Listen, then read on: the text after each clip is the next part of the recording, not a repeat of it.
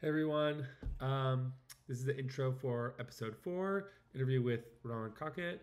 Um, I'm going to keep this pretty short and sweet. Rowan is a friend that is a tech entrepreneur, started the company CurveNote, and yeah, we had a great conversation about um, some of these issues with libraries coming from the perspective of technology platforms for authoring and publishing content, and kind of actually at the end of it work back towards some of the open standards and open ecosystem discussions we had with Rich in the previous episode.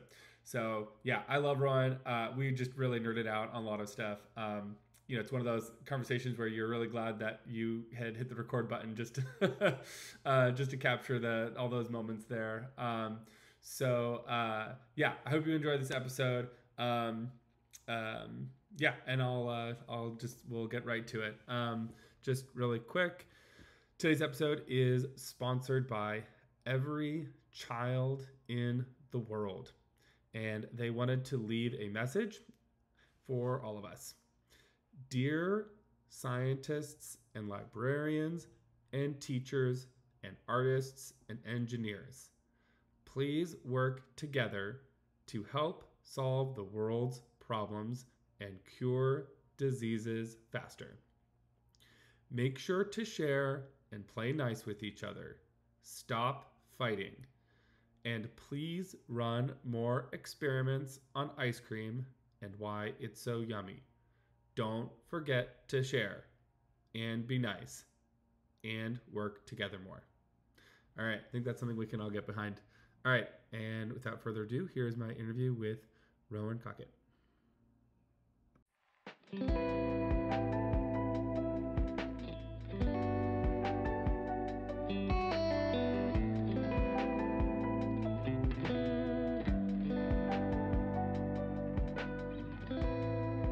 Oh, Hey, what's up, Ron? not much. Lots. I don't know. It's been a while. Not too bad. Yeah, it's been Yeah, a while. Been a while. sorry for the yeah, I actually had some little technical difficulties. I was just traveling, and we got a new laptop that didn't have Zoom on it, and then the other one was completely dead. my Yeah. my laptop. So um anyways, yeah, thanks for bearing with me. Yeah. How are you doing? Man, I'm good. I've got like kind of everything going on and nothing going on, kind of all at the same time. It's sort of like an odd mix of busy and not busy, wishing I had more. So I guess it's kind of spread thin, as I guess how you describe, but across personal life too, like with kids and stuff like that too. So it's lots of stuff going on. How are you doing? Good. I think I had a kid since I last talked to you. Oh, So yeah. that's my big like life Oh news man. Wait, so when did that happen? in August.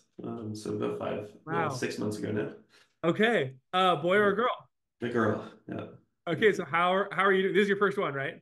Yes, it is. Yeah, Okay, yeah. you're alive. I'm You are alive. going Yeah, to first black. month was tough.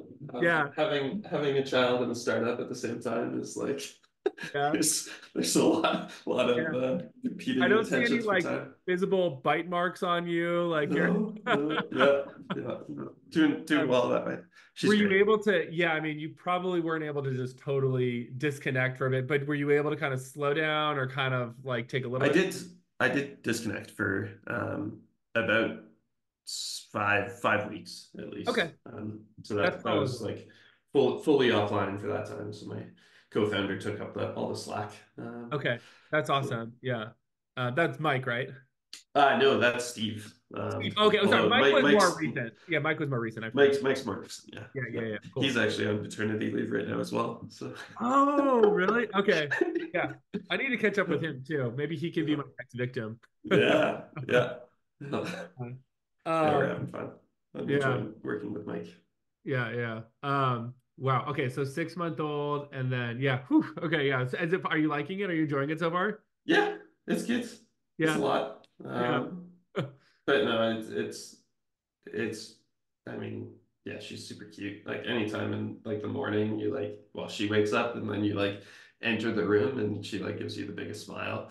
yeah, It's just like, yeah, yeah. that's Have that's you have you found that it like so obviously, yeah, there's less like energy and hours in the day to like do stuff. But have you found that it like has kind of shifted your perspective or like kind of increased your focus on like because you basically like your basic life is more chaotic, right? But then you kind of realize, okay, well, didn't really need to do that little thing, or could have waited till tomorrow, or like have you kind of experienced that a bit, or Like just things falling off my plate. I think I am not figuring out how to uh, understand handle? how big or how much I can take on, and so there's still like I'm taking on too much and Yeah, things falling off my plate. yeah, Yeah, so that's tough. Sort of recalibrating on the amount of time yeah, I yeah. have.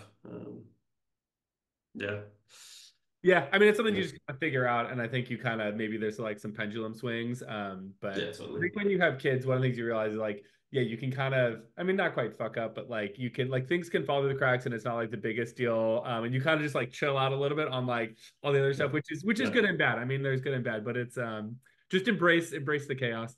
yeah, totally. How Yeah. many do you have two children? Or So we have two kids, you have two? and we kind of it's semi-surprise 50-50, depends on who you ask. But we have Two. our third coming in May. Oh Uh, my gosh. yeah, so it's yeah, we have another bomb dropping, and I feel like so going from 0 to 1 was huge, and Yeah. then having a second kid, I feel like was a little crazy, but not that bad. Our second kid was just so much easier than our first. So yeah, Declan's our most recent, and so he was just like the easiest baby. So that was like not so bad. I feel like three is like opening up a whole new can of worms. Like we're gonna be Can can outnumbered. you Like imagine? they're gonna Yeah, gang up on totally. us. Like Yeah. the older kid be like, oh no, like go do this, and like they could really like get but I think it's also gonna be really fun too, just to have, Yep. you know. So do you come from a big family? No. Well, three kids, I Three. guess. Okay. I don't know how big that is. I guess it's probably bigger than average. Yeah, yeah. I was one of six. So like I'm definitely Oh done my at gosh. three. I feel like I've already had like the complete and utter chaos. But so three You will be graduated fun. from that. Yeah. Slowly getting back into it. Yeah, yeah, yeah. Yeah. Uh, Okay, so to be honest with you, I emailed with you and we are just jumping right into this. I don't know if I really fully explained what the hell I'm doing or why I'm recording these conversations. Maybe I could give you just a tiny bit of background. yeah. And then basically, it is pretty informal. So basically, what I've been doing is just getting people that I love talking with, kind of starting with my network, and then I'll eventually kind of expand out. And just getting a little bit about your background, your personal story, and kind of the journey that led you to what you're working on right now. And then I just kind of had a few little topics I wanted to talk about, but we can basically just kind of like see where the conversation goes. I at one point wanted to get somebody on that could talk about like the back end, like library tech. I know that's not directly you, but I know you've also been involved in some of the JATS metadata conversations. Like, so we might go there for a little bit. But yeah, just to kind of get you quickly caught up. So I'm still working on some stuff with my startup, but I basically have really That's turned down the flash volume on that because I flashcard basically, even? huh? Flashcard? Flash Web, yeah, yeah, yeah. Yeah, yeah, okay. There was Science Fund, there's Flash Web. Science Fund is kind of that's very much kind of on the back burner. And Flash Web, I still have one or two communities that I'm kind of incubating, but it's very, very much kind of lowered the volume and lowered the activity quite a bit. Again, kids, and I have a day job at UCLA right now. Um, Yeah. and but part of that process for me was um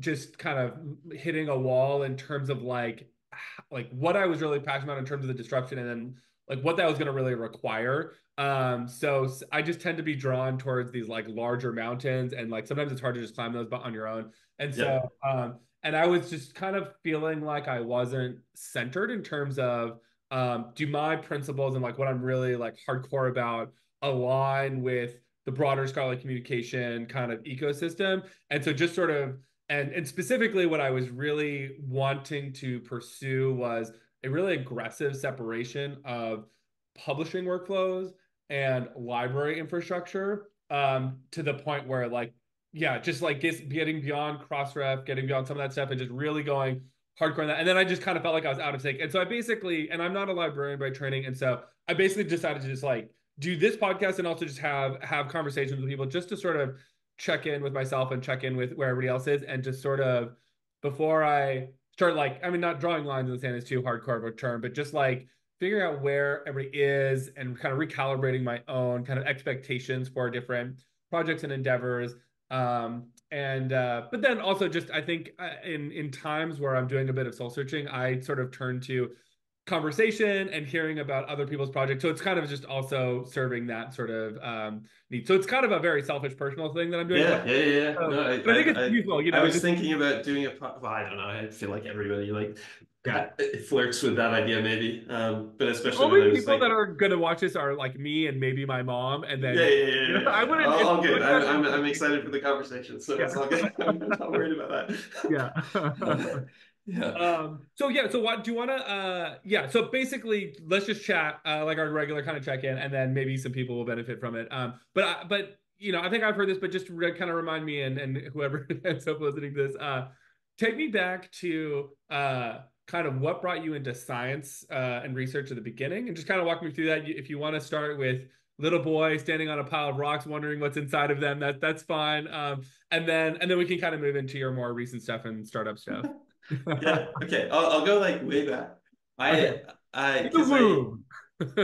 so my I don't know, first experiences with science was science fairs as a Yeah. kid, and actually like virtual science fairs. And so I was like creating science websites in like grade seven. And so like that was my first introduction to like doing anything with coding, Oh, that's cool. anything I didn't know with you got started that young with the coding.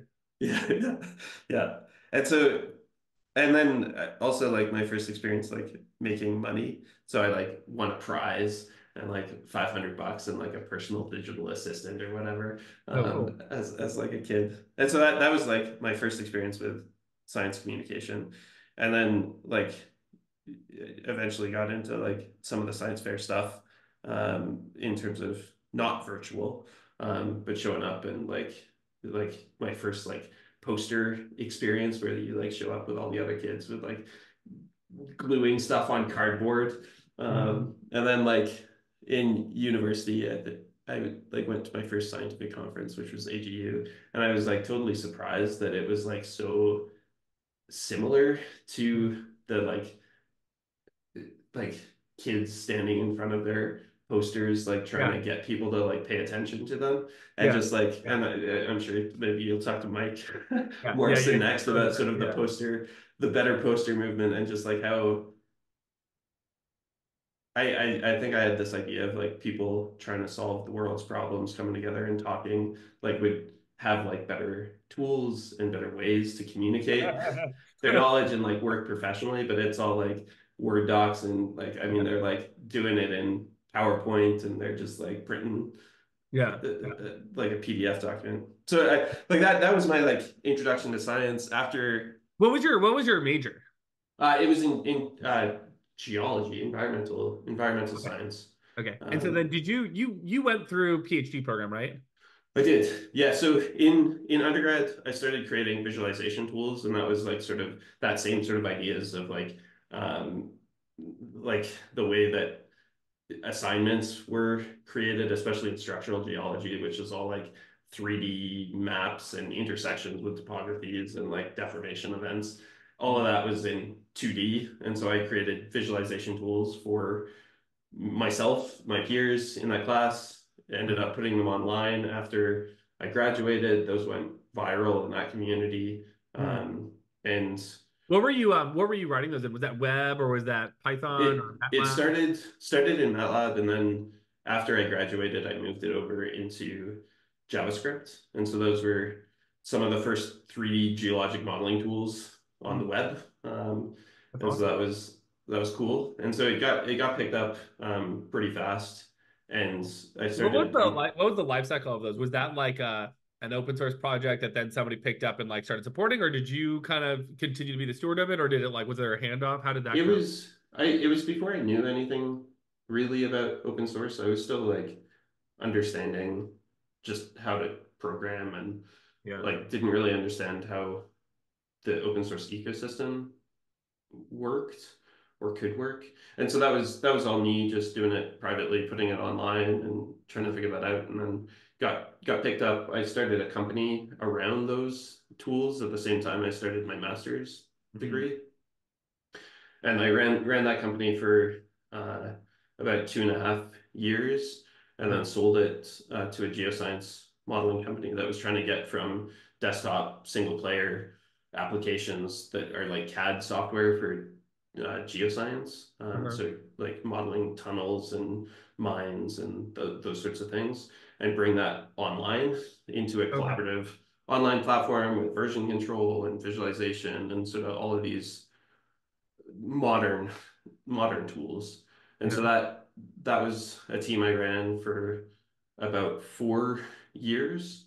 And Um, that was while you were doing a master's in geology or in geophysics. And so I switched, well, I bailed on the master's and decided to go for a PhD instead, I guess. okay. Um, Okay. I did finish the PhD. And so that was while I was working full time for this company, and then ended up graduating with a PhD in computational geophysics. Okay, cool. So yeah. And So, so I so was what was that exit like? So that was that basically just got acquired. So it was kind of just like, yeah.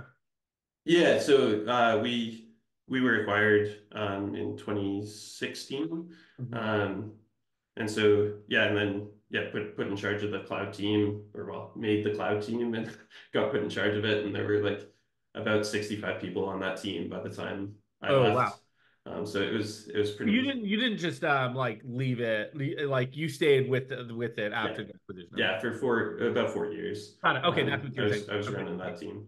Yeah. Yeah, and that was, I mean, the company that acquired us was growing quite fast as well, Uh-huh. and so they went from just over 100 people to like 400 people while I was there, and then they sold for just over $1 billion, Oh wow. like a few years after I left, Oh as nice. well. Did So you they did you get a bit of stock or no? I left before that. Uh, But yeah, I mean, we did okay. yeah. Uh, Like, so what was that like running such a massive team? Is that about I mean, I learned so much about software development, and I think the biggest analogies that I draw from that time and that experience to some of the same things that I was going through during my science and research training was continuous practices.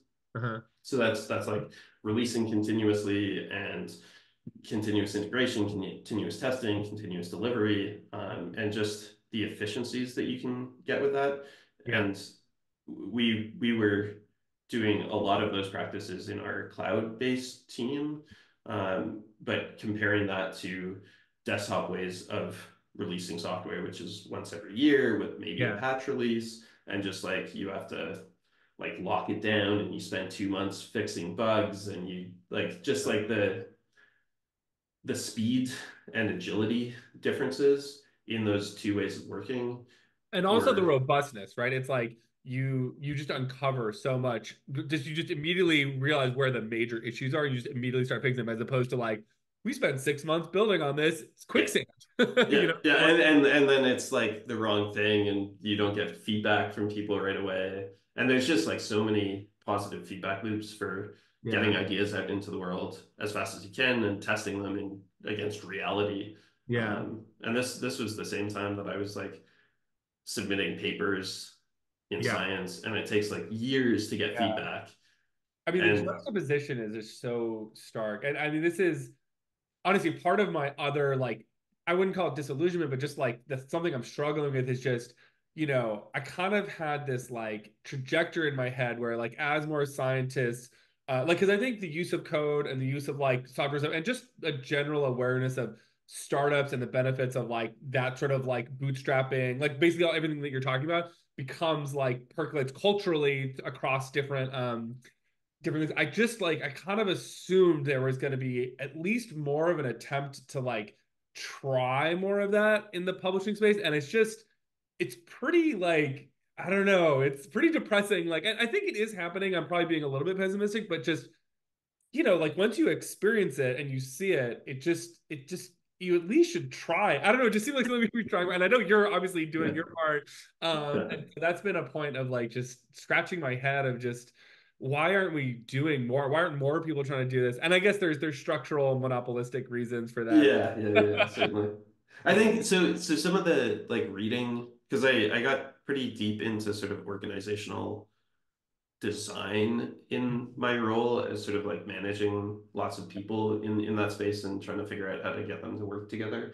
And Do you like there's small teams, or what was the kind of structure that you guys had? it was about six or so, or maybe seven, small different teams of like 6 to 8 people Okay. who were working together. Um, Mostly engineers. Mostly engineers, but there were product owners and designers in the loop. Not all of them were like directly under me, but sort of like figuring out how to work together in that space. And that so there's studies done on continuous practices in software engineering and software releases, and this is like anything from like small organizations to organizations like New York Times or Google, and they look at the differences in software delivery speed and also robustness. Uh-huh. Which, like, if you draw that parallel to science, is like, how do we speed up science and make it more robust along the way? Yeah. And the numbers are like so stark. It's Yeah. the elite teams versus low performing teams in these software, like in terms of how you organize and how your practices are Yeah. 42 times faster, Yeah. 42x faster, Yeah. and 7 times more robust, Do you which this is is like, getting it's ahead of mind blowing. yeah, I mean, so this might be getting ahead of ourselves a little bit, but I think one of the things that I'm also grappling with is it's possible that, oh, and I'm pretty sure this is at least partially true. I mean, the incentive structures aren't necessarily optimized for faster science. Like it's not just about telling a story, it's also about being able to own that story. And so you see this with like, one of the experiences that was really eye-opening for me was at a astronomy kind of gathering or conference, and massively open infrastructure, right? Like everybody in the world is using the same telescopes, whether it's Hubble or whatever. And so they had to start with this open infrastructure where it could very easily, like data sets, whatever could be open. And they had to build on top of that open infrastructure a closed human-based infrastructure to protect their prestige and IP, whatever the fuck. And I was like, wow, this is powerful stuff, right? I mean, Yeah. you have so many people that are just like, oh, if I build open infrastructure, and it's like, no, no, no, no. Yeah. Yeah, Yeah, I heard that story as well, of yeah, someone, I don't know, one of my colleagues, Lindsay Hagee, was talking to someone at Berkeley, and they were talking about that story directly, where yeah, you're building these like stopgap pieces of like hold the science for a while, so like the yes, people who like wrote the grant have a chance to comb through it and have the discoveries and can name them, and just like that prestige, and like there's just like all of this infrastructure and money going towards, yeah, yeah, the prestige of science and like yeah. that Ah, side, which is, yeah, it's, I don't know, there's so much baked in there, but you're yeah. right, it's like, So, I think okay, but here's a question that's specific to you, back on the software side.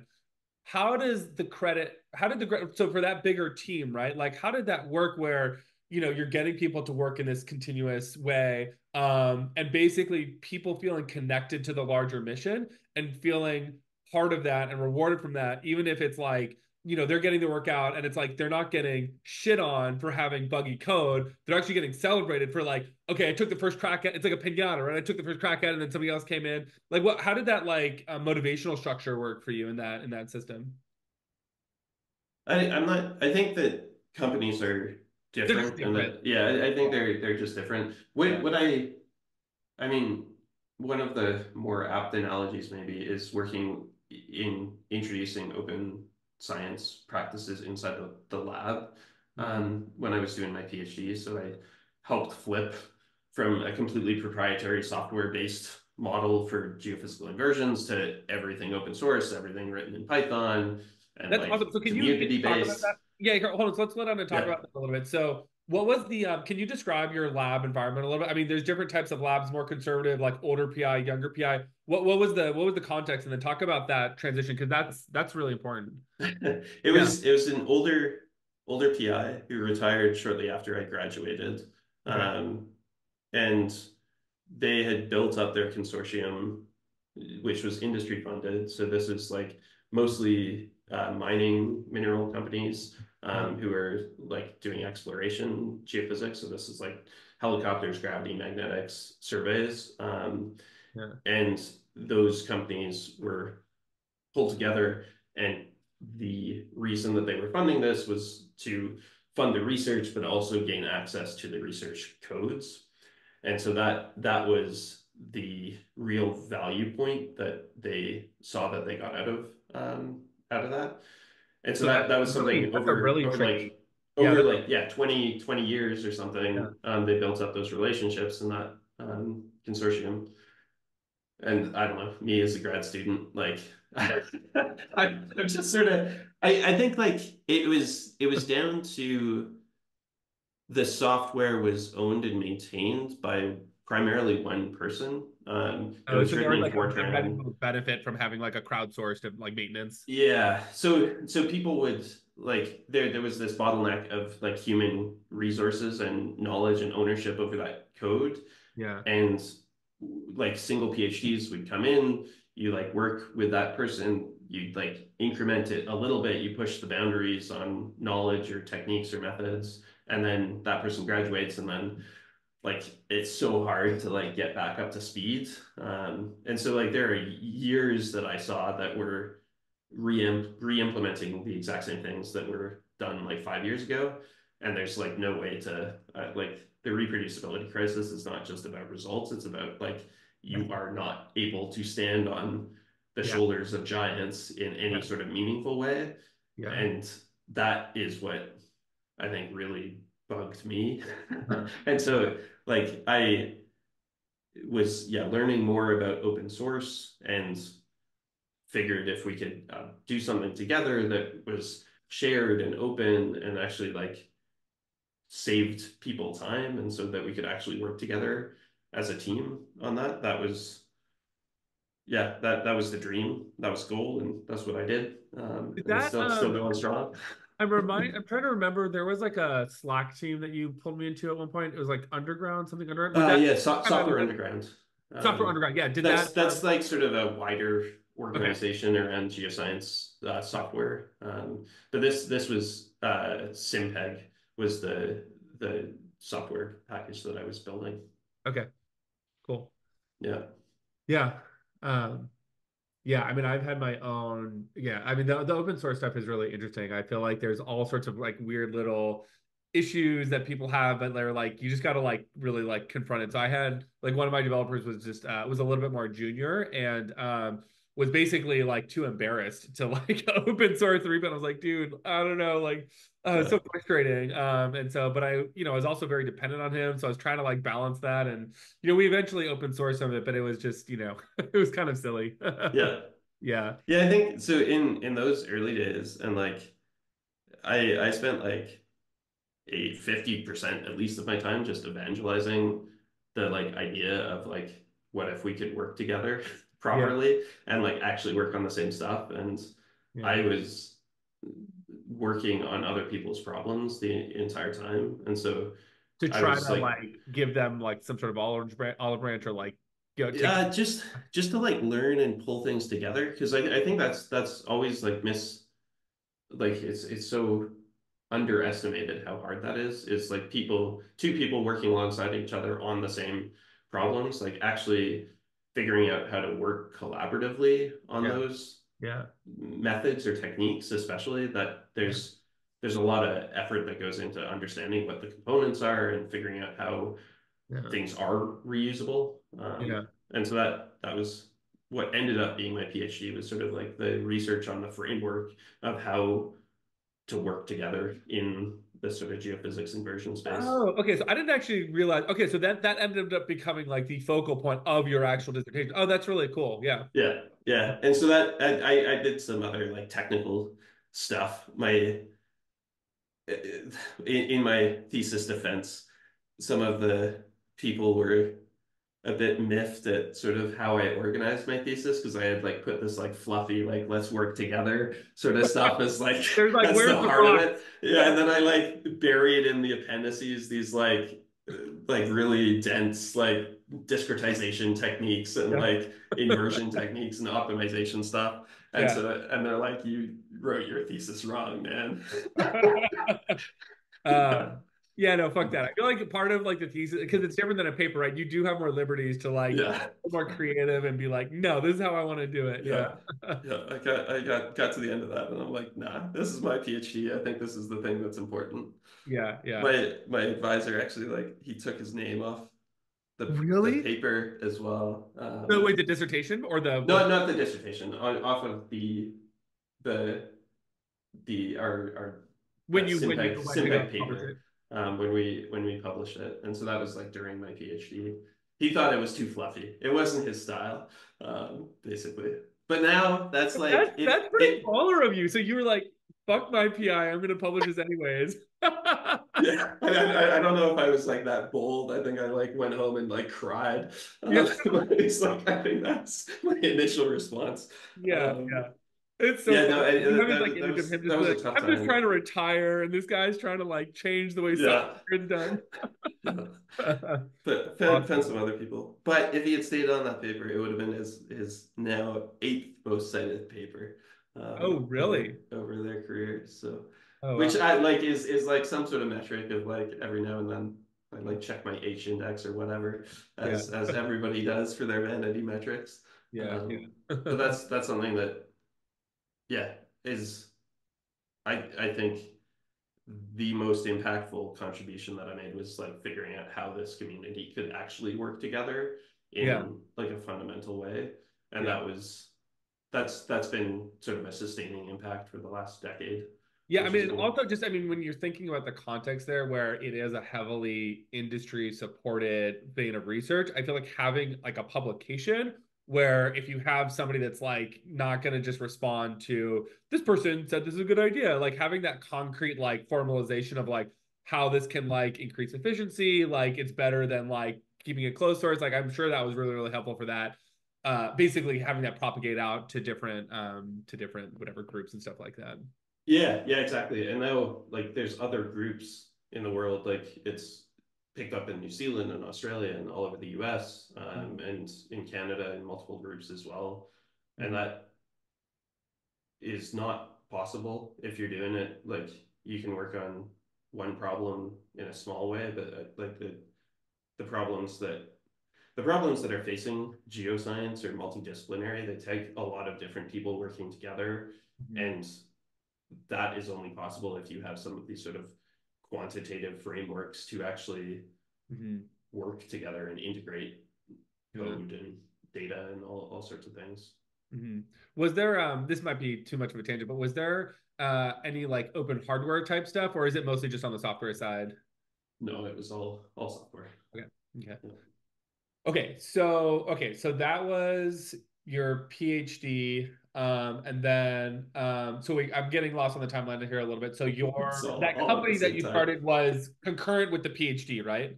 Yeah, yeah. Okay. And then I so you basically started it graduated. during there. Yeah. So you graduated and then kept working, and there was an acquisition there somewhere, but you stayed on. And then so can you now? So when did you leave the 3D modeling company? Like what was that next transition? That was in 2019 Okay. that I left. And so I graduated. So I sold in 2016, graduated my PhD in 2017, Mhm. and then left in 2019. Okay. And so I think, and that like what I, well, the experiences during my PhD in terms of like seeing the benefits of like working in a different way, sort of like changing the practices of how science and research is done in these spaces and seeing like years of time being saved in like every single PhD that was graduating through that program. It like, and then like what can I do? Like I have sold a company, I have some time, I want to do something actually like big and impactful with my life. Yeah. And there's like all of these massive problems that are facing humanity, and like Mhm. we need to work on those faster. And like that, yeah, changing the practices of how scientists are working was the goal of starting my next company, Mhm. and that was Curve Note, and so that was in 2019.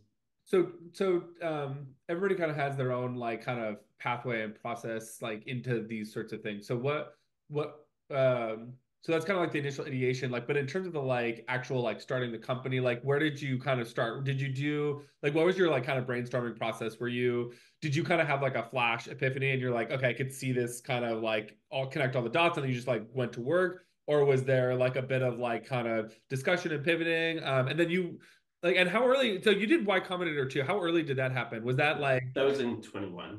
okay? Okay, So so that was yeah, a little bit a further on. little bit later. Yeah. Okay.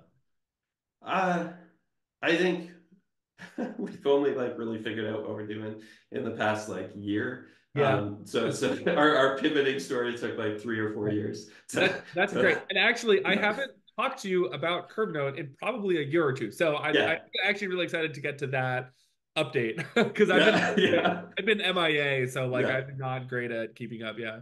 yeah.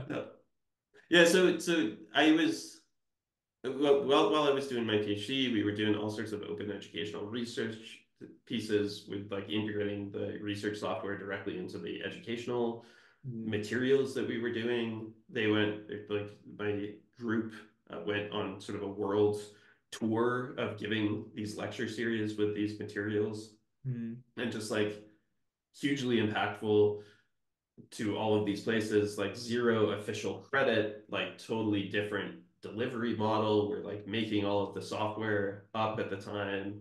And so I was seeing like a lot of different benefits of working again in these different ways. And the when I started um, Curve Note, that was I thinking that it was the authoring tools that needed to be improved, and so that's where we started, and that's still a lot of our front-facing persona of CurveNote is as a writing and authoring tool. As as we got into that, we were integrating with computational models, bringing interactive mm, content directly into these authoring environments. mm, And then as we gained users and people were like actually using it for, I don't know, like nature papers and stuff like that, that was like the first nature paper written in Curve Note that's directly awesome. was pretty cool. When did that Um, happen? I think that was in 2021. Okay, that's But awesome. like nobody knows because like Yeah, it's yeah, just like it's like an authoring tool. We knew because they needed help. Like I don't know, something broke or something, and they yeah. pulled us in, and it was so cool to see. Yeah, they were using these like massive SVGs that would just like slow down the entire app because they were like 4 megs or whatever, Yeah. and as they're Yeah. scrolling by, the entire app like crashes around it. Yeah. Um, Just really quickly, can you just quickly contextualize Curve Note? Most people have probably heard of like Jupyter notebooks and like that thing. Can you just position it against that? Just so people kind of can put it in context. Yeah, so a lot of people are doing analysis in Jupyter notebooks or some sort of notebook like environment. They aren't Authoring. really a great authoring Yeah. experience. Yeah. You're coming from the authoring side, leaning computational. They're computational, like leaning light. Leaning towards the author side. Yeah, Okay. exactly. And so they're like two ways of looking at Hmm. this this challenge of the way that we communicate science today needs to be more Hmm. data rich, computational, reproducible. And so there's these lenses that you can look at it is like you're looking standing at like the PDF and like you're looking back and saying maybe we should like put some data in here and not like have a picture of our tables or something. Yeah. Yeah. And Yeah. then the other side is like we have all of the computation and we can run stuff on demand and we can Yeah. like do cloud computing. And Yeah. there's some space in the middle that I think everybody is still figuring out what Yeah. that looks like. Yeah, and I will just say, like, having seen a little bit of like Curve Note, I mean, you can say what you will about like superficial stuff, but like when you're actually more on the authoring side, it's nice when things look beautiful and like work nicely. And so like, it's some people think it's like whatever, but when you're actually like authoring stuff, if it's like medium versus like a text file, like it does matter, and Yeah. because you're as you move into that product space of authoring and you're like imagining like what the final version looks like, you want to like you see it on the page and you react to it. It's like, is this impactful? Can I emphasize it? So like so, and you guys do a bit of that, which I think helps put you in that category a bit more. Yeah. Yeah, yeah. And I think like one of the challenges that I've seen again and again in my career is that you have these technical folks who are not like uh, into the programming side at all. And so the way that they contribute to scientific discourse is opening a Word document and contributing in Yeah. that way. And it's like, send me your figure and I'll put it in here. And like, Yeah. then we Yeah. can talk about it. And Yeah. that like 90% of science is written in Word documents. And the, figuring out how to bridge that sort of user experience with integrating computation and data and Yeah. metadata directly into that is a hard problem. Yeah, and I mean, just to really underscore that, I remember giving a talk about FlashPub at one point, and somebody like interrupted me and be like, wait a second. Is the starting point here a Word document? Or are you saying somebody has to go onto the internet to type?" And as soon as they realized that we had like, and it was like we didn't do anything like currently, it was just like a kind of a basic WYSIWYG editor, they just turned off as soon as I said not Word document, which is Yeah. insane. Yeah. Yeah. Insane. This it's like if you like think about like your journey, I don't know how far you my journey at least with like math and science, I like you like start in like grade three or whatever, and you're like working on paper, and then you get like this tiny little calculator, and then you like move up to a graphing calculator, which has a couple programs on it, and then you're like, okay, now here's like an R terminal or something, and then here's like this programming language which has infinite bounds, and now here's an integrated development environment, Mhm. and then you compare that to your authoring workflow Yeah. is like here's a Word document, here's a Word document, here's a Word document. Well, And okay, but like, hold on to push back on that a little bit, because I like have different parts of my brain that pull in different directions, and then one part that pulls me towards like the more simplified authoring products is this idea of getting to a content state where it is more static for the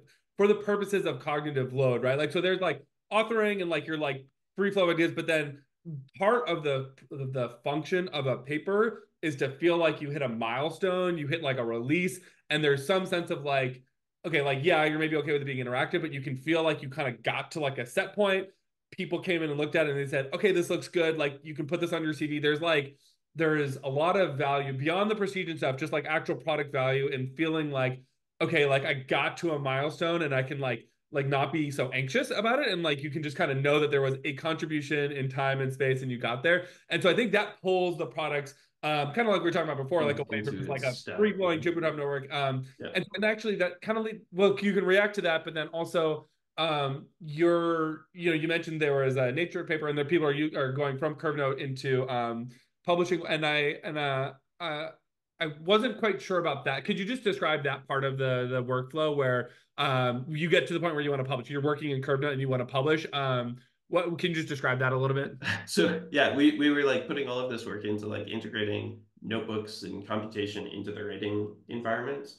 Mm. And and then everything that people were asking for is like export all of these documents as a PDF.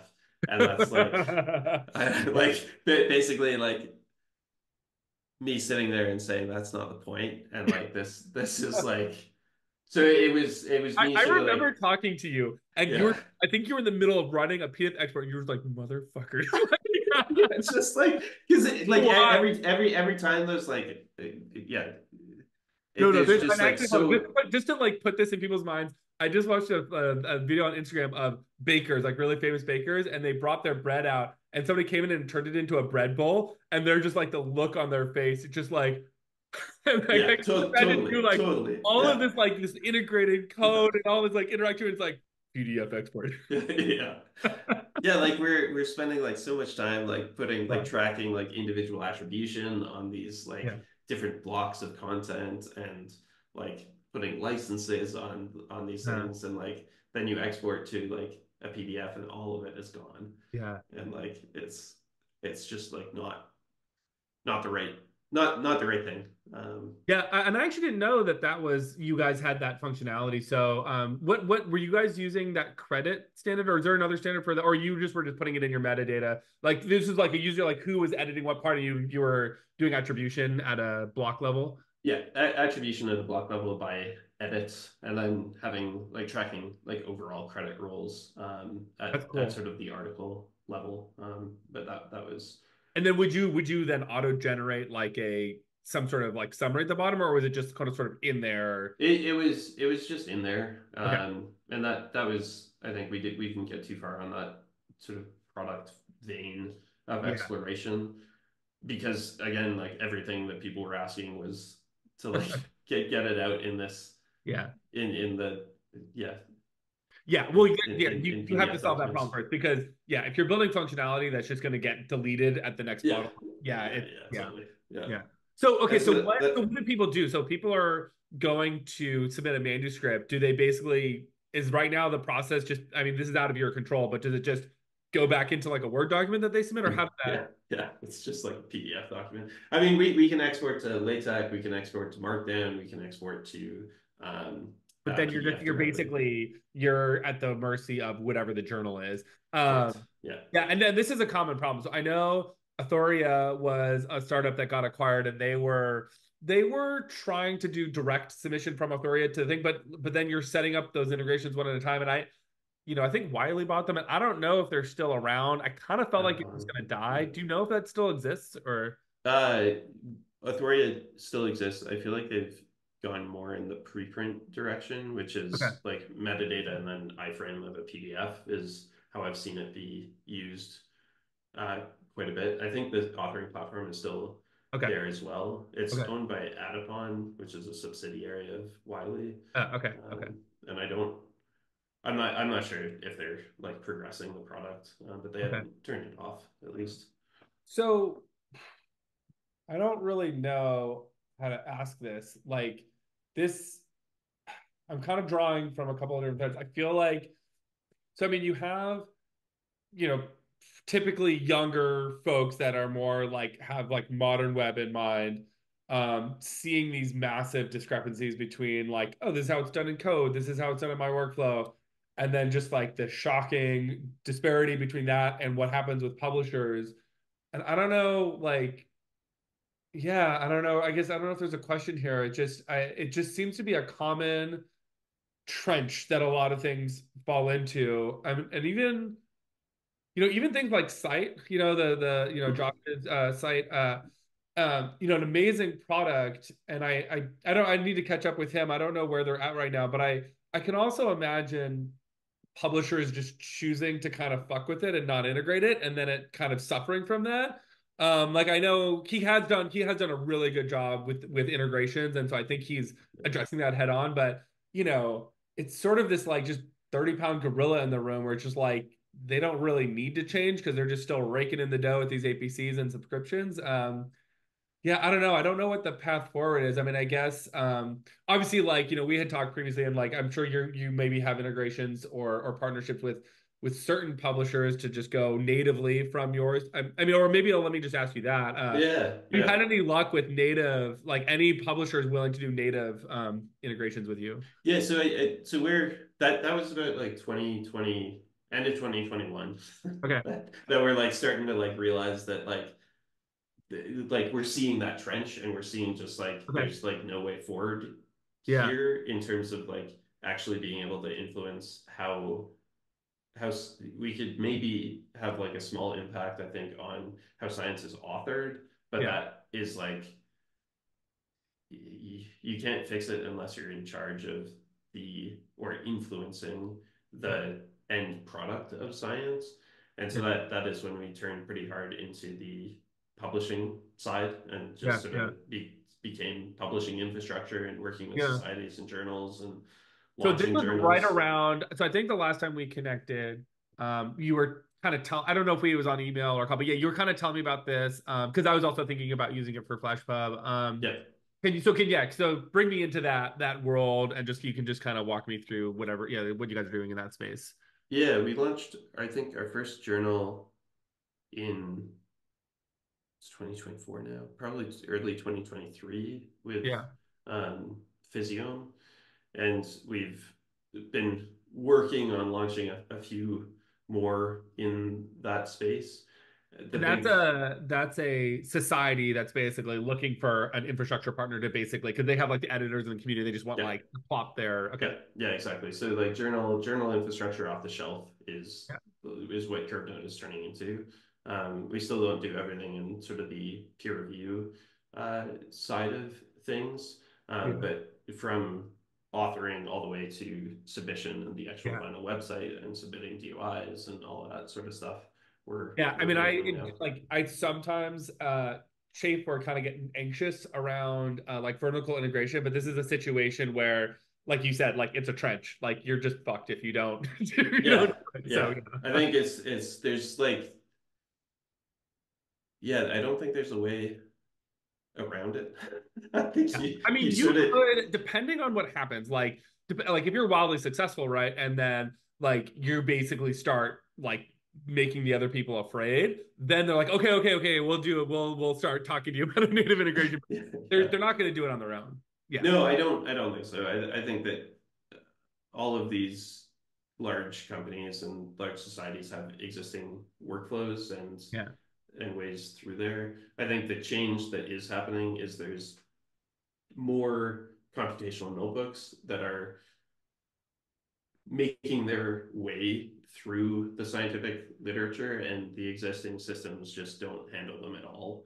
yeah, And so there's yeah, if there's a want to integrate data more effectively, have a better presentation that's web native in terms of the authoring experience, think about like attribution and these different ways of working, yeah. really thinking about metadata and machine accessibility of the content and being able to show it in different ways. Hmm. That is that's what we're building Yeah.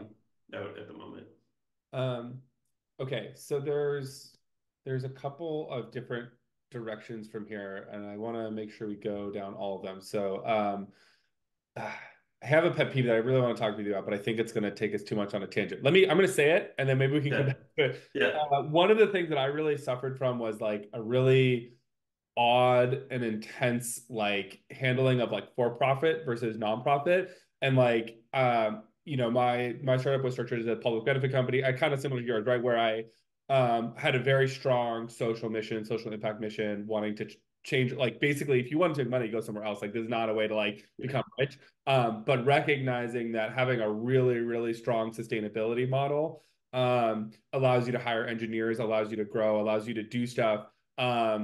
And yeah, and just it's really frustrating for me, just and just sort of disappointing to see basically people refusing to talk to you because of that decision point. Especially considering just how like the wealth of knowledge from the startup community for just like forget about revenues, just like how do you do shit, basically like how do you bootstrap, how do you like yeah, have the emotional intensity to like we're talking about these trenches and like like you maybe have partners or people that are telling you like stop doing this, go get a job. Like there's so much power in that sort of community, and yeah, it's really crazy that I don't know, there's just like kind of the stigma against it. So anyways, maybe I don't know, maybe we could pause on that because that kind of is yeah. gonna throw. Yeah, I've certainly felt a lot of that. I think I am strangely feeling it less these days. I don't know why, but Mm, I think that's like that's strongly good. held in sort of the researcher Yeah, community. And then as you like move up in, I don't know, into the actual organizations that are funding there's more science, awareness of it. Yeah, there's like people are have been burned by nonprofits turning. I mean, like yeah, you probably saw the open AI thing. It's like yeah. it It doesn't doesn't. matter. It It does doesn't not. matter. Yeah, like it's Yeah. like there's people Open who are your in pod control of these secrets. things. Yeah. Yeah, I mean it's yeah. Uh, And I think it's how you act, how you show up, what the yes. governance model is around some of And these what the business things, model is, right? and what the Like, business model yeah, is. like Yeah. what is the effect of what you're doing, whether it's who's on your team, what you're charging for, what's behind a paywall, what's not, how much are you, I mean, it Yeah. all matters. It's all Yeah. part, yeah. And so, okay, so that's good to hear because that was pretty frustrating for me. Uh, yeah, anyways, okay, so that's a whole thing we could go down, but maybe we'll come back to that later. Yeah. um, uh, so the direction that I was wanting the main thrust. So okay, so going from what we just talked about with curve note to can you talk a little bit about some of the conversations that we've had, but I think you've actually had much more conversation around JATs and metadata. And is that I don't know, was that pretty niche or is that also still part of your product, or do you want to just maybe talk about because I wanted to kind of talk about that and then I guess maybe stepping from that into kind of broader issues around library infrastructure and kind of that kind of stuff. So, but I Yeah. don't know, maybe I'm making too big of a deal out of the JAT stuff. I know there's a couple of Twitter threads a while ago that I was really Yeah. interested in, but So we're exporting, I don't know, publication quality JATs at this stage. And so we've spent a lot of effort in terms of actually exporting directly from both the markup languages that we're working on at CurveNote as well as the authoring tool directly into these okay. markup languages and formats. And that primarily is around the metadata Mhm. capturing around those things. And And do you feel like, I guess maybe where what I'm getting at is like when I first see XML, I'm just like, I don't know, like I kind of had this strong, probably because of like being involved with web development, like wanting things to move towards like JSON. And I think our conversation was as you kind of got involved with that community, you were like, actually, this is pretty cool. And so then that was kind of telling for me, and it was kind of interesting to hear that. Do you feel like JATS is going to be able to absorb some of the the like in terms of the like code based type stuff? Like, do you think I don't know exactly what the question is here, but like, do you feel like it's up to the challenge of these more modern formats, or do you think it's just kind of like a lower level metadata store and it's good at what it does, but don't expect it to do other stuff? I think there's a lot of thought that's gone into JATS as a format, and like a lot of people have contributed to that over the years. And so Mhm. there's a lot of knowledge in that format, and certainly going through it and implementing our transformers and like thinking about how to structure our content on our side because it's an export format and we can interoperate with it, but it's not our internal format for the tools that we're working on, which is JSON and structured Yeah, yeah, objects and all that sort of stuff. yeah. Um, and so Do you lose how much? Like, would you say? I mean, you can't put a number on this, but like, do you think there's quite a bit of loss when you're transforming it into JATS? no, I don't Okay. think so. I think it's Shats is super picky about things, and I think It's just it's annoying to get it set up, but once you get it set up, it's like, yeah, yeah, yeah. And I think like the some of the pieces that I see is there's really not that many tools that work on top of JATs in the ecosystem other than proprietary tools inside of these publishing yeah, houses. And so that's the piece that it's like kind of it's like an important box for us to check, but like there's not actually like a lot of value that's uh-huh. created in science by doing Yeah, that. yeah. I mean, I'm not I mean, I'm the not main sure if that's use case, which is totally why it fair. was created, was you submit one place, you get rejected, and then you can like easily transfer it. I mean, So that doesn't exist at all. Yeah. yeah. So okay, Yeah. Yeah. yeah, There's all of these other formats like Mecca, which is a manuscript exchange common approach that like yeah. has been pushed on by a couple of folks. We've implemented that as well. But again, it comes Yeah, back to the like technology versus humans. Like you need teams that are like, yeah, we want to support article transfer. And if like that doesn't yeah, exist, then what's the point of the standard? But I think, but this also kind of gets to kind of broadening out even further and thinking about library infrastructure. I do think there is value in adhering to standards for the yeah, sake of standards, just to be a good citizen, and so that you're not closing that door, right? And like you don't know what's going to happen in 5 years. Like maybe something will happen, like, and even thinking about like AI, like maybe that'll make it easier for like AI to pick up some of this stuff. Like you don't know. And so I do feel like that is helpful, like whether it's having certain endpoints available or like having that export to JATs. yeah. Um Yeah, if you look at like I take it back a little bit in terms of the value of it. It is extremely valuable when it's actually can be aggregated somewhere. I uh, think so like PubMed has like 5 or 6 million open access articles that are like completely free. All of Yeah. the JATS is available. You can download it. Like we've created viewers that like you paste a PubMed ID or a DOI, and if it's there, you can pull it, visualize it in our reader. Yeah. And so I think those are the tools that it allows, is that when you do have these standards, there are tools that can build on it. Hmm. I think the challenge though is it's very difficult to get accepted into PubMed. Like you have to have gone through a publisher first. And Yeah. so these aren't tools that allow the propagation of science in any sort of like Hmm. smaller way or novel way, like Yeah. seeing like FlashPub or some of these other initiatives or any sort of citizen science, or I don't know, we're working with high school students who are publishing a science journal. Like they're not going to get into PubMed, but they should be able to be Oh, are you really? accessible. Is that one of your projects? Because Yeah, yeah. I got that. Somebody told me that I should do that, and they're very passionate about it. They're like, Nate, you really need to go to like high schools and like the science fairs, and oh, so I'm really glad that you're doing that. Yeah. It's yeah, I don't know. Yesterday I had a call like working with a high school teacher who's like trying to get their like students You are into fucking awesome. I love it. yeah. So they had an 8 day course. They didn't know anything about terminal or Yeah. like programming, and then by the end of it, they were creating Jupyter notebooks. They were Oh, working Mist Markdown. They were publishing scientific articles with the tools that we're making that's and so going all the cool. way through that in as like 17-year-olds. Yeah. And that's Wait, now like here, hold on. Let's go going back to our like that trench and like the levers of power and stuff. Maybe the strategy here is you just fucking capture all the high schoolers yeah, now, yeah, so that when just they go to grad school, they're just like, yeah. no, no, no, fuck that. We're not going to do that. Like, Yeah, we're yeah, going to do it like the real way. That's a great strategy. Come on. yeah. Yeah. Yesterday I had that, and then on the other side of the day, I talked to a Nobel Prize winner in economics, and Yeah, so who's like you're on the other end of your spectrum of like one side you're like ignorant and don't know that these things can't be done, and on the other side you're like these things are stupid and we need to change it, yeah, and like you've accumulated all the accolades, so you're good from the yeah, credit side, yeah. um, so you can Yeah, play there's with the that game. middle, it's that middle part that's really hard where you're like, Yeah, you're a postdoc and you're basically need to be cutthroat. Like you are not like dilly-dallying with like, yeah. oh, let's do some charity work. You're trying to fucking get Yeah, your or like I mean, like it's not worth changing status quo if you yeah, need to play the game.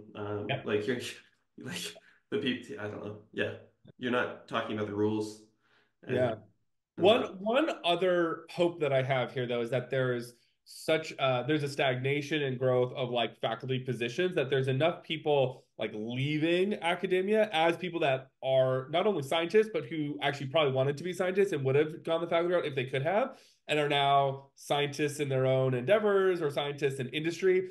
We're sort of building up this tinder for like the potential for more and more science, particularly really high quality science that's not like chasing these like big stories, to happen outside of academia. And I don't know, I mean, it is catching on a little bit with like citizen science and stuff, but I mean, it's Tinder. Like that is Tinder. That like if that catches fire, and those people are not going to feel the need to publish in Nature or whatever because they just want to be scientists. Like they grew up wanting to be scientists, and I put myself in this category too. Like I miss lab. I miss, I'm probably never going to have a faculty position, but like at some point, if I had more time to do whatever, I mean, I don't know exactly what I would do. I was a bench scientist, so yeah, I can't really, I can't really go back. You don't have the lab at home. But maybe I don't know. Maybe I'll do some weird Yeah, software shit at some point. yeah. I Yeah. think my take on that is I think the where we're starting. So we're working with societies and more traditional journals, but we're also working with lab groups. Mhm. And I think those are the places where you have these like very small communities who are taking control of their own research outputs.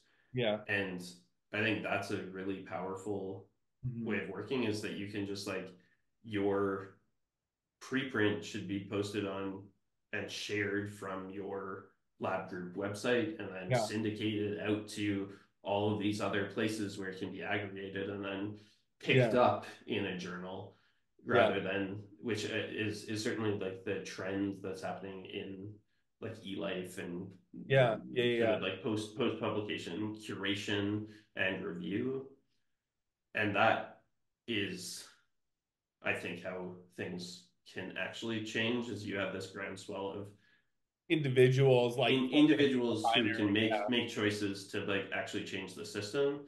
And I like going into your like library infrastructure conversation, like that eventually, after there's enough of these in institution, can be Yeah. sort of moved into hosted by that institution, and then you have lab Yeah. group website Yeah. hosting journal infrastructure for your whole faculty. Yeah. Okay, so so this is a good lead into like the like nut that I'm kind of trying to crack. And I don't know if this or how this would make sense on a technical level, but the just from a principles level, like kind of what I'm grappling with is like the relationship between libraries, publishers, and the actual stored content and like version of record. And I guess I'd be curious. I mean, maybe you could talk about how you're handling this, with Curve, but it's probably not relevant because you have to kind of work within the existing framework. But maybe setting that aside and kind of thinking forward into like a more idealistic state. Um, I have this like strong impulse or feeling that the publisher is and should be very involved in the creation of the content, and like you're holding the hand of an author, and they have this vision for their research and their and like how it should look and maybe be interactive and all these types of things. And as you transition from completing that creation of that content into, okay, it's now published and it is hosted and preserved and backed up, and thinking forward to where is this going to exist in 100 years, 1,000 years, whatever. um, I don't know. And I know like kind of the model right now is like people are companies and publishers are hosting the content and you can have open endpoints and stuff, but I just like I don't know, for some reason it might be illogical, but I have this like strong feeling like there should be a stronger separation. So basically what PubMed Central is doing, where it's like Mm-hmm. the content is actually hosted, which I know Yeah. is not efficient, right? But when you're thinking over the scale of like hundreds of years where companies are going bankrupt or going away, and I don't know. So I did that's really kind of was honestly the initial impulse for having these conversations. And I'm curious again. I know there's a lot of like logistical problems with that in the short term, but like if you're thinking of like where should we be aiming on like a 50 to 100-year horizon, is that crazy, or is that like do you have a similar impulse, or do you think that like because that's also not decentralized? I also love decentralized system, and that is not Yeah. decentralized. That is kind Yeah. of towards centralization in terms of like somebody hosting it, but Yeah. so I don't know. So I have these like weird conflicting impulses. Yeah. I don't know if you've waded through that yourself as I well. I think that in terms of the institutions that will be around in 50 to 100 years or even 1,000 years, the best chance of that is going to be some of these universities. Like Yeah. you can imagine Oxford being around for Yeah. another 100 years or so. And that, They have physical, like physical presence. They have brand presence, and then they also have like a really strong business model of just like people going to the university to get trained to then yeah, go to the job. So yeah, you're probably right about that. yeah. And so I think those are in an ideal world, those are the institutions to Step focus up. around. And like those should be like the libraries of the future are those data repositories, and they are ways that you can browse and check out that content in multiple different applications that work on top of that. So certainly the way that Curve Notes infrastructure works is you have that database and all of that storage, and those are just really static pieces of content that could be hosted anywhere. I don't, and then that really is where the standards conversations are Yeah. important, but they do need to be in native standards to help out some of these web-based applications. Yeah. So can we actually? This is maybe a bit of a tangent, but can we take this tangent for a second? So so we were talking about jats, right? And that's sort of this like Hmm. basement, right? It's like, okay, you know, Yeah. a little weird to get into, but at least it's like a thing. It's like a safety net. Um, do you like, let's say you could wave your wand and have everybody collaborating and like working in harmony. I know it never happens like that, but like, what would be like a standard or a format that would allow for fully rich scientific like a paper that has all the like executable code and stuff like that? I mean, are there any standards emerging, or do you think that that's like something that just really needs to happen? We need to do some community organizing around that, or where do you see that? I think that the standards come out of distilling multiple different types of implementations. In terms of the execution and sort of executable articles, I don't think we're there yet in terms of the distillation phase to create standards. Yeah. We are at we're sort of like, I think there's like three maybe organizations that are maybe four that are actually exploring that in a It's true. You need serious way. everybody to like go out on their own and do it, and then you can then refine back and say Yeah. like, okay, now that we've had our chance to do it ourselves in our own custom way, then you then like focus back in. Yeah. And I think that's fine. I think that if Well, you're exploring the parameter space there. Like you need that yeah, yeah, exploration to yeah, then figure out where all the boundaries are, and then it's a lot easier to agree on that standard once you've explored all that space. Yeah. yeah, totally. Yeah. And I think that's going to be, yeah, figuring out how to work with these different communities, because there's both the archiving community and then I think it needs to be deeply tied into the author and computational communities and researcher communities. And so that piece is where we're pushing on the MIST Markdown project, which is markedly structured text, which is a nominal way to represent text-based content with computation in it Yeah. that Yeah. I is remember tied seeing into the some Jupyter thoughts on that. ecosystem. So would that be so that could that's like kind of maybe could become a contender for something that could evolve into a standard down the road depending on uptake?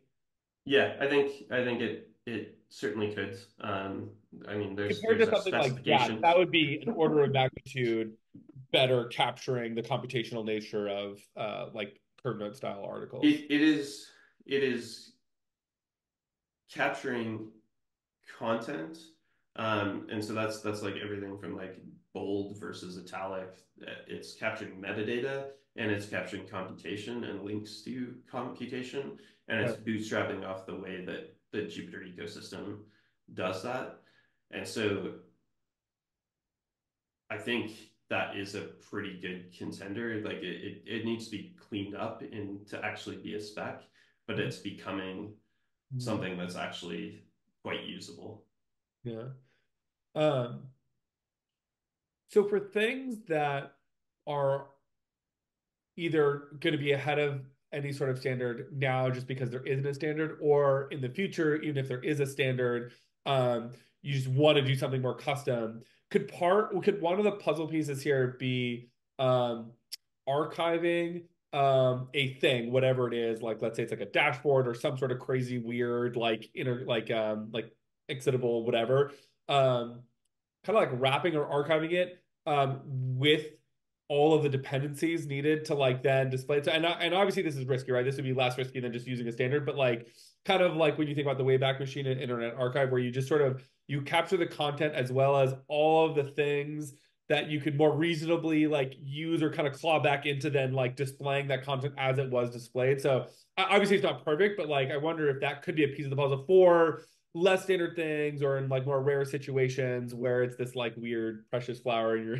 I don't know that. Yeah, I mean, like our approach to this, which I think is like similar to what you're saying, is to do that exploration, you also need to cover your bases, and that means export it to a PDF, export it to JATS, and do Yeah, and yeah, then show your like rich HTML yeah, yeah, view with yeah, whatever you want on there. And that those are sort of like three things that should all be done by exactly the same tool. And yeah, just like, yeah, and then you're have something that can be archived, is standardized, and can be read by the wider community, something that can be read into all of the future with a PDF document.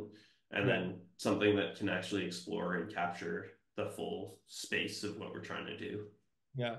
Um, this is a totally random question, but I've seen this a couple times. This is so random. When thinking about preservation, a couple of times this is going to take us on a tangent, so I apologize. But people sometimes say how just all of the digital content right now is just so insecure because we're having to constantly like rewrite it to new hard drives, and it's just fundamentally fragile. Yep. And I like I just whenever I see that, I just freak out. I'm like, okay, I can't even think about that. So when we think about like 100, 1,000 years, just thinking like, oh my God, like if we like fall back into like an apocalypse. So is that actually true? Can you just confirm that is actually true? Like, just you're more of like a computer like guy, so you know more about all that stuff. Like, if there was like a hardcore apocalypse, population declined like 5 to 10% of what we have, like nobody can maintain servers, like would all those transistor states just like actually like go away in like 20 years, like how, like what, like, or and if that is the case, like is there, I mean, I know people get crazy with like, oh, let's encode like stuff into Yeah, DNA and shit. ice or whatever. Sorry, Yeah, total tangent. I'm sorry, this is like there's one of my like weird anxieties. the Arctic Vault Yeah. project by GitHub that they made a big deal about. I think, in my view, like, I mean, there's like two roles that a librarian has. There's like the archivist and then the curator. Uh-huh. And like the archivist is like keep everything all the time. The curator is saying what do you throw out? Yeah. And I think as the things that are important, like barring aside like civilization collapse, if we're like just like sort of Continuing to copy and keep it updated, like yeah, it's like a like flame, an ongoing flame. things that are important will stay around, and there will be copies of them, and like enough people will care about the important things. Yeah. And I don't, I mean, like maybe it's a controversial thing to say, but like not everything in the scientific record needs to be kept. Yeah. Is like it's nice to have a historical perspective of what happened when, but we're reinventing the same stuff all the time and rehashing ideas, and like the important ones are brought around. And so I don't think everything needs to be like hardcore kept forever. Yeah, and I would agree with that too, especially if you think of AI assisting with discovery. So like what you worry about is a real gem that enough time has elapsed where people don't go back to it because of just like there it wasn't preserved culturally. And so you then have to spend a lot of time and resource to recreate that gem. But with things like AI, I would hope that like it would help us like sift through these large bodies to help prevent the loss of those like actual gems that do need to be kept. And so if you have Yeah. that piece as well, then yeah, you have a pretty comprehensive corpus that like you're keeping whatever like the core 50%. Yeah, because there's like a lot of papers that didn't get replicated and stuff like that too. That not the worst. Yeah. And I mean, it's fine. I feel like it not everything needs to be perfect. Like science is like way messier than, and I think this is like some of the difficulties that I have in like the Web3 and some of the um like micro publications is like everything needs to be like distilled down into these like snippets of triplet ideas or something. And Mhm. like that's just not how science is done. And like Oh, you mean like the RDF triples? yeah. Yeah, yeah. Of some of those like The if this and then nanopub. that, like I think there's an element of messiness that is captured in that needs to be captured in some way, and that is like actually the current scientific publication system, which is like you get a Word doc. That's where you put your messiness. Yeah, well, that's actually like with my explorations with micro publications, like that is so I see that as the problem is the micro publication format for me Or maybe nano allows you publications. to document in some way that messiness, right? To start off with a point of like inclusivity and capturing, but you are absolutely creating a problem that absolutely needs to be solved to get back to research communication. You basically, with the micro publication part, which I love and is my passion, that's not the solution. It is a thing that creates a new problem, and then it only works if you then pull it back into something that synthesizes it into something that is at minimum reducing the amount of like cognitive overload or content back to either like a scientific article, or it could be even more summarized than that. And so that really is the challenge with micro publications. But yeah, you're totally right. There's and in that through that process, you're now curating, sloughing stuff off, things are disappearing. And so yeah, so for me, my challenge with micro publications is how do you get back to that same level of curation that you get with an article? Otherwise, you failed. And I think that's really been why micropubs and nanopubs have failed, because the challenge is getting back to that point, and it's really hard to get back there. Yeah, Yeah. once the cat is out of the bag. I think it's Yeah. doable, and I think I'll get there eventually. But it's yeah. Yeah. Yeah. Yeah, totally. I'm always, well, I don't know. I think, and this is our approach at Curve Note, at least, is that we're being like actually extremely traditional in our final outputs. Is like we're walking and talking like a Yes. Yeah. scientific article, but like behind the scenes of it, it's totally different in terms of the way it's structured and the way it can be pulled apart and the way that it can be replicated in these different ways and integrating into Where did you computation. just a random question about CurveNote, where did you guys land with so for this society journal, did you and in terms of like how traditional the presentation is, were you able to get in any like interactive figures, or did you kind of like put that on hold? Or is it obviously if a user doesn't have an interactive figure, it just looks like a regular figure, but is it there ready if you have an author that's like, hey, I want this to be executable, the figure? Yeah, it was. I'll bring up an example. I feel like I'll share my screen a tiny Oh, bit. sure. Yeah, yeah. Um, this is one of the microscopy journals that we're working with, and so I pressed the button, spun up a computer in the cloud.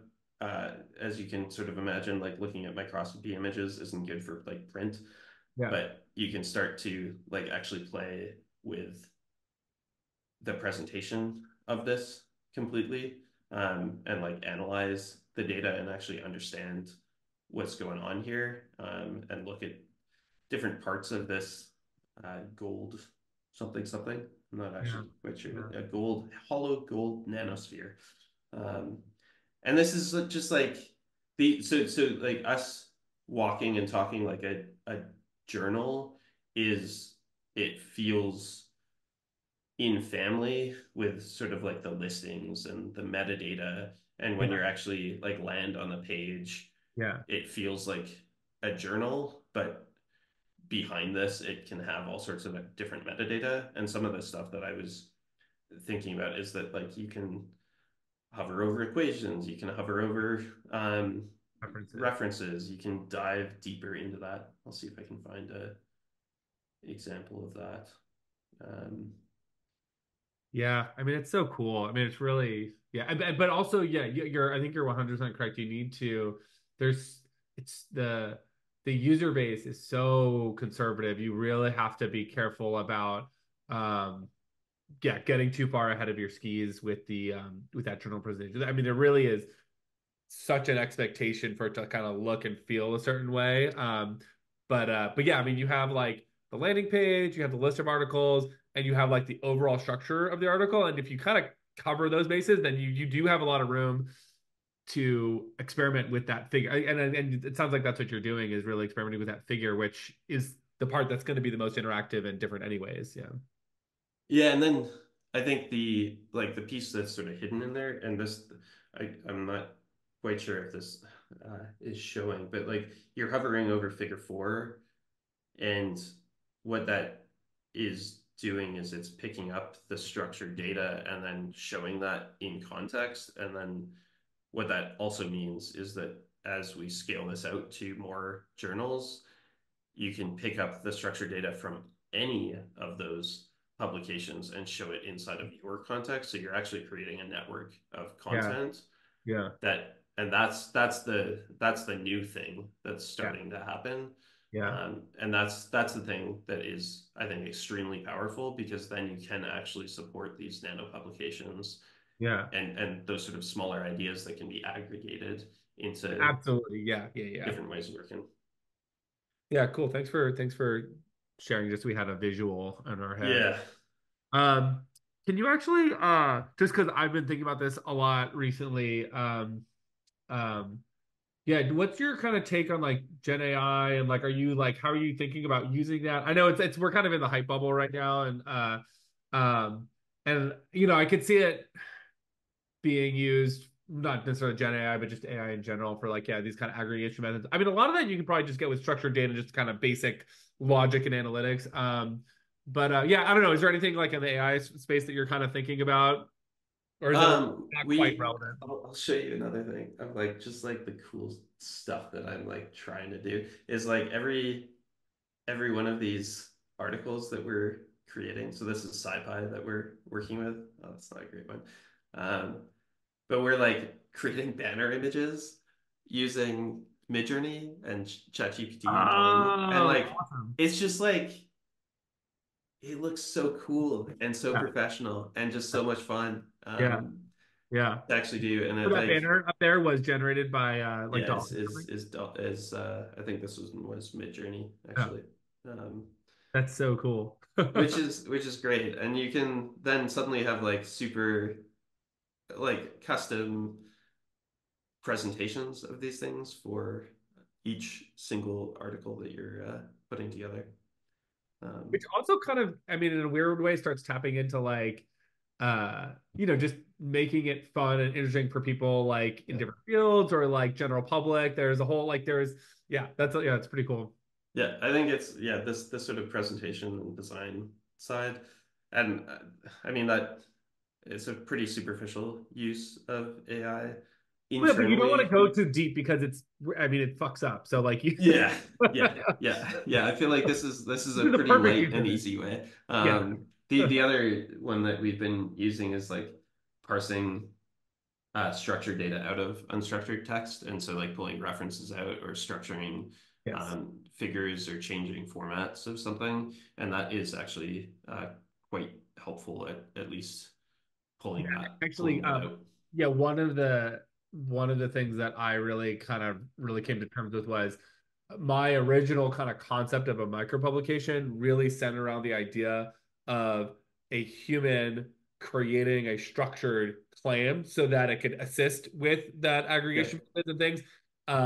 And I've kind of backed away from that just theoretically, basically because, well, one, there's just an insane amount of user frustration with that, and that's just yeah, never gonna go away. And it actually on an actual theoretical level misses it. You can't accurately represent all knowledge and what an author is trying to communicate. Even if they're trying to communicate a very singular focused thing, the structured claims, like you were saying with RDF triples, it just like it actually cuts off too much. yeah, And also now with AI, you can be a little more loosey goosey with the inputs and get to very structured, aggregatable stuff.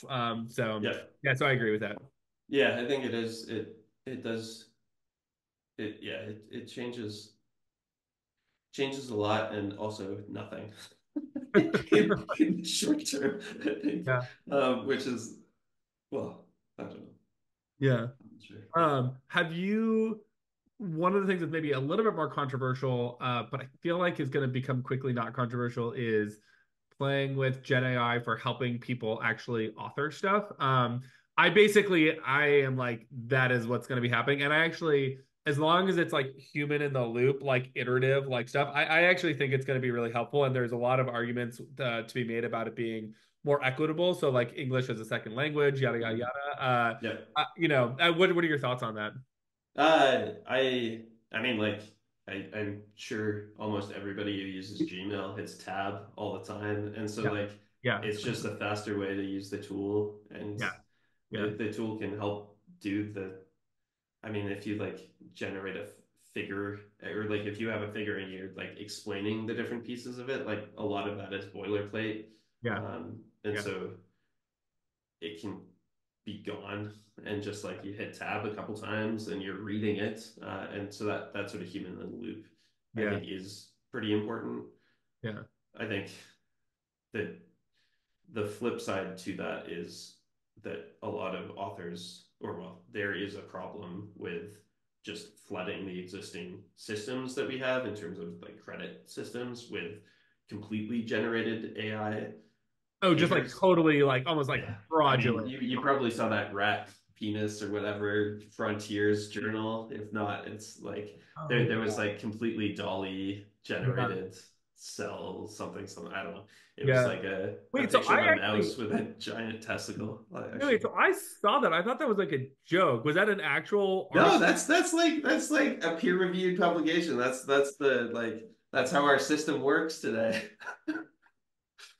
I thought that was just some fuckhead. Like, Well, yeah, I guess it probably was at the yeah, start, I but guess so. Yeah. or a joke of like, let's see how far we can push this and just like get it through. Oh yeah, it's Um, like that when you do the prompter, it's like bigger penis, and then it like generates like no, bigger mouse penis. yeah, yeah, yeah. Oh I my think god. it does it certainly showcases like well, I'm pretty sure like Frontiers is a for-profit Mhm. publishing piece, and so like I don't know. They're in the process of being tempted by the devil of just like like growth Accept hacking. everything and take the APC and man oh man, it's a good business, but it's not good for like Yeah, research and science, yeah. and it's not actually like yeah.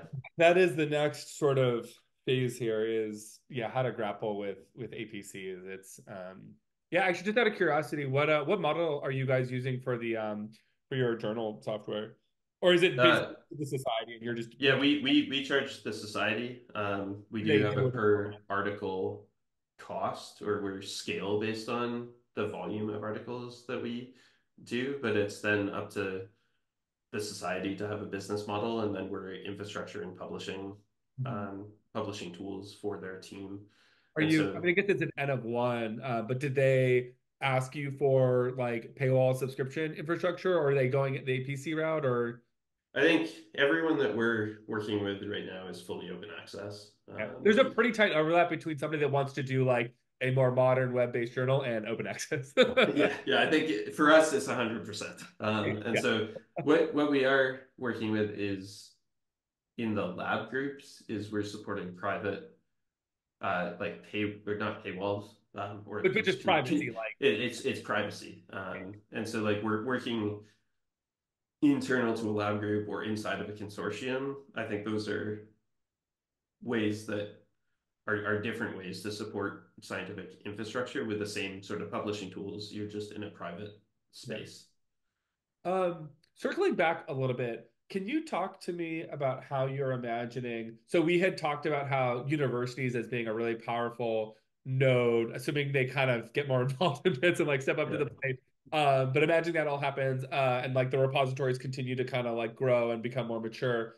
How do you see within the context of like your projects, but also maybe just from a more theoretical general space, how do you see that flow from um, like that journal infrastructure to then flowing into repositories? Like, what's that relationship look like? Yeah. I mean, from our perspective as a business, I think we would like work with libraries and institutions to support their researchers. And there are going to have to be somebody who's developing that infrastructure, and there's there has to be a business model around that in some way. Uh-huh. And so that's the direction, at least from our perspective, that So basically, we're there'd be seeing. like, so if, like I'm in the UC system, so there's like the e-scholarship or whatever, and so at some point, like let's say there's a bunch of like your platform journals, so like okay, let's like get an integration going so that when it gets published here, it then just flows into e-scholarship. So then, from your perspective, that's like assuming there's somebody there to shake your hand on the other side, that's like an integration, and there's certain costs associated with that, and then you kind of get that set up and just kind of hash that out on a kind of individual basis. Yeah, I guess. Well, would you? But the I bigger question is like, what does that make sense to you? Even like flow, like the actual content flowing and being archived at a university repository, or do you feel like that's more down the road, or yeah, how does that fit in? I guess. I think that eventually, so at least our journey, is as far as I can see it from this point, is that we're working with CurveNote hosted infrastructure with individual lab groups at universities as well as society publishers who are outside. And we'll get more and more lab groups on board over the coming years. And then eventually, like, it will make sense for universities to say that we want to support all of our researchers by buying an institutional license to this repository to have private access for UC staff and be able to like publish internally to that as well as have branding on top of the research that their universities are doing. And that I think is following the trend of getting less and less tied to the journal system, actually. And it is But like, more okay, but like about, talk me through like 30 years from now. Let's say CurveNote's huge success. Let's say there's like 20% of universities worldwide have this and are following the model you just described. Um, for some reason, you guys go out of business, or there's like a takeover, and they're like, all right, fuck this. We're gonna like start fucking with people and like quadrillion percent increase cost of this or that. yeah, Like, how does yeah, that like what is the roadmap for ensuring that there's enough integration with third party or and again, I agree with you. Like, you need to always think about a sustainability model or a business model because basically otherwise you'll just get run into the ground with like your engineers having to like be doing this other shit that nobody's paying you to do. yeah. But like, what is the like worst case scenario or preparation for that worst case scenario? I think that's an enforcement of standards. And like, I feel like that is like, I mean, everything in our system gets written to a cloud bucket that can be replicated in a Hmm. few hours to a different cloud bucket in any platform. And Yeah. that has all of the content in it. That's true. Yeah. So you have an exposed endpoint or whatever, and it's in that standards format, and so people can just like, Pull so it. yeah. Yeah. Okay. So can we talk about that for a little bit because and I don't know how this is gonna go, right? Because this is also something where if like the evil publishers are doing this and then like using that money they're making by doing this, well, here, let me say the thing first. So I had a long conversation with Rich Schneider. He's working on policy at the UC level, and he really set up. That was the previous conversation I just had before talking to you, and he was really setting up this next battle of controlling the data for use in AI or for use in whatever. So basically, journals, but particularly like the big, the bad, evil, whatever the big five, are getting more and more creative with like, okay, open access, so you can look at the PDF, but like Yeah. really controlling the data, the back end, like not doing anything that you just said, Yeah. really aggressively. Whether it's with the contractual obligations they're making or whatever it is, like the particular flavor of copyright. Um, Really aggressively trying to corner the data, the machine readable data, so that they can basically sign licenses to OpenAI or whatever. And so, yeah, so I guess I don't really have a question here, but I'm just juxtapositioning what you just said with, this is sort of that next fight. And I do feel like that level of access is equivalent to the level of access of like being able to like open that PDF as an Yeah. individual user because you want to be able to have people to build AI services. Basically, like the if you're paying an APC, if you're paying for this to be open access, it needs to be actually accessible and Yeah. use To whatever. Yeah, machines as well. Yeah. yeah, machines as well. Yeah. But Yeah. it was eye opening for me because I was like, oh yeah, that makes a lot of sense.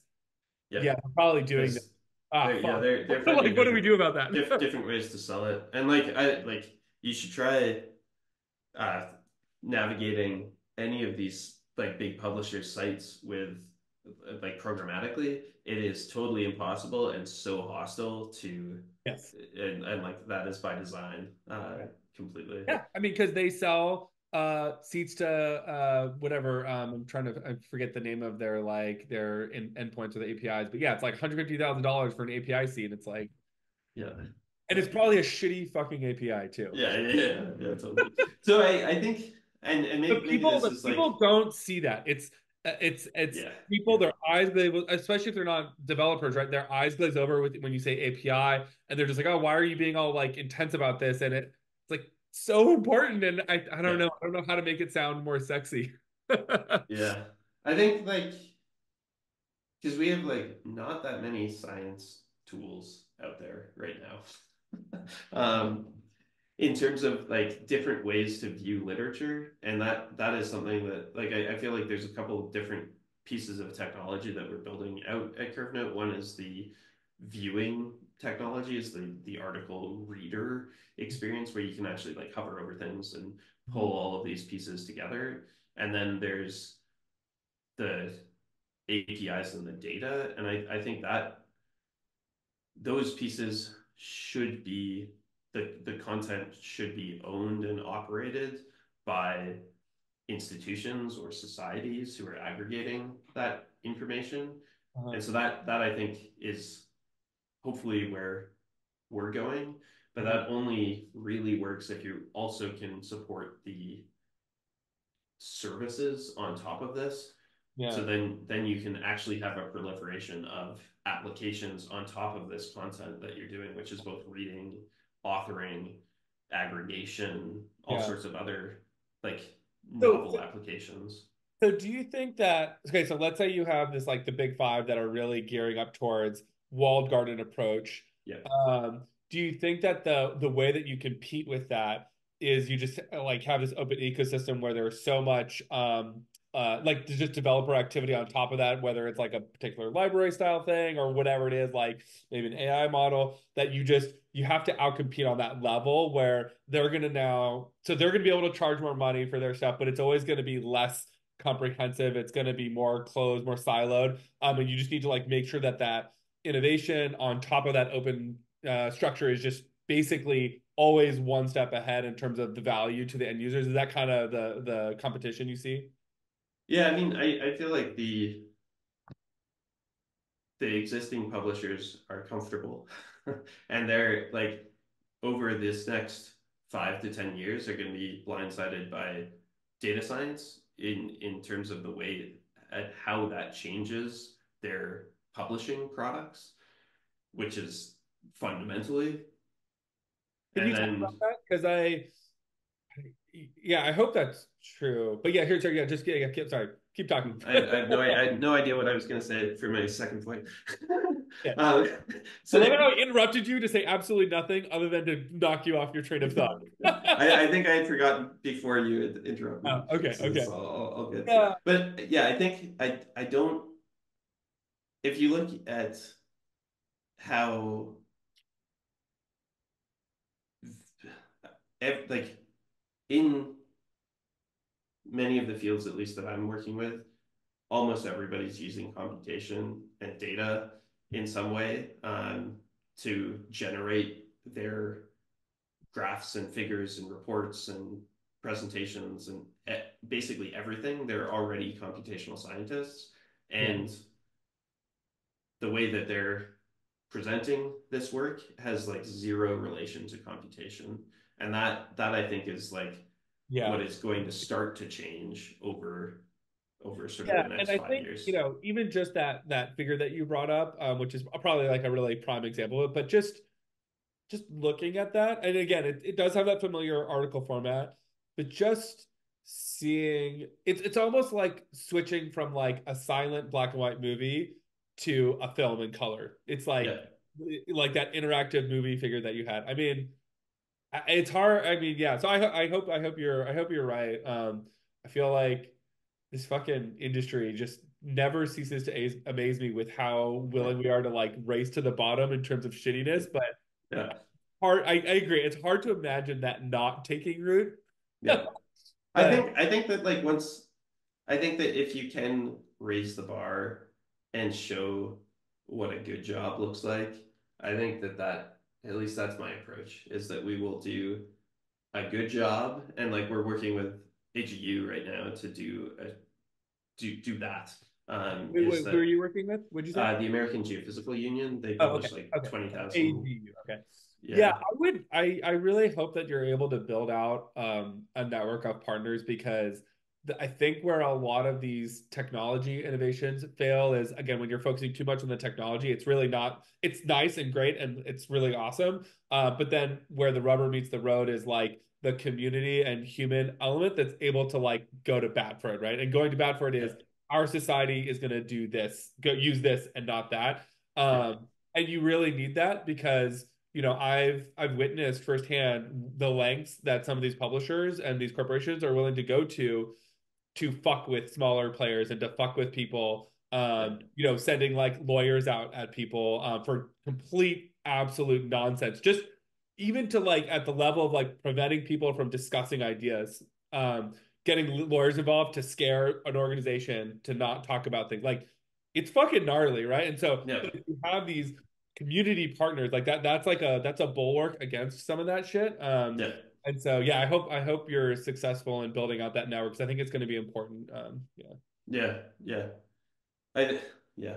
I think, and that's the only way to do it, because I mean, scientific societies are professional organizations of scientists, yeah, and if they are choosing to do things a different way, yeah. then, and like in a way that is like profoundly like 10-50x better in terms of like the content is more available. Like I was, yeah, we're working with AGU and asking some questions about how how many articles like we're using notebooks and how hard a question that is to answer when they are the owners of their content, but they Yeah, can't even navigate it programmatically and search for it other than that's text pretty only basic analytics. statements. It's like actually basic stuff, but like there's no ability to do aggregation or metadata studies in any sort of meaningful way. Yeah, and actually that's a really good value proposition for the societies, right? It's just like having basic because they need that, right? That's Yeah, how they like justify whatever their funding or their dues or however yeah, they're taking care of their bills. Yeah, I don't know. I mean, there is this phrase, like little by little and then all at once. And so I feel like we've yeah, been on that yeah, little by little for like the past 30 years, but at some yeah, point it's going to be all at once. And so I hope, yeah. I hope Little we're, by little and all at once. Yeah, I totally feel like that. I feel like there's a time where things are gonna actually turn on, yeah, which has been, I don't like, I mean, over the past 6 months, like it took us a year to support our first journal basically, and then in the past like 3 weeks, we've turned on like seven more, nice, and it's like it's just, and then like supported a conference and like had 30 or 40 DOIs go out in like a couple weeks, and nice, full papers and notebooks, and like cool. it's exciting to see things like, see like, yeah, when you're on an exponential curve and you're like you can like actually like sense that it's starting to go up. That's awesome. It's good. Yeah, Yeah, yeah, yeah. yeah. Well, by the time wait, do you say you had a daughter or a son? A daughter. A Yeah. daughter, yeah. So by the time she's in grad school, she'll hopefully Yeah. she'll be ready to go.